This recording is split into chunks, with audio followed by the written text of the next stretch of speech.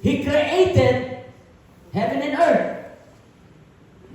Because in John chapter 4 verse 23, sabi niya doon, John chapter 4 verse 24, in fact, John chapter 4 verse 24, God is Spirit. John, na-view na, nakita niya, naunawaan niya, na ang Diyos ay Espiritu. That even in the Old Testament, there is no body of God. Wala siyang katawan. Alright? Isinasummarize ko lang in a different angle, but talagang napakaganda yung message ni General. So there is what we call, we cannot see God. Walang mata, walang tainga, ano pa?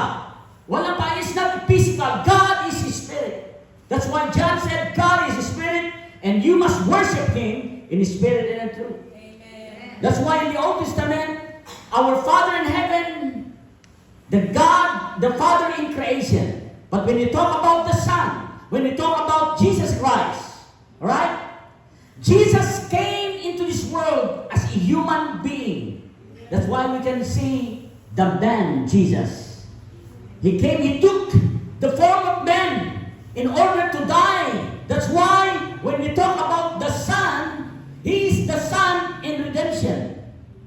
Nagkatawang tao siya para magkaroon tayo ng kaligtasan. He redeemed us. He died on the cross. Amen. In a different angle.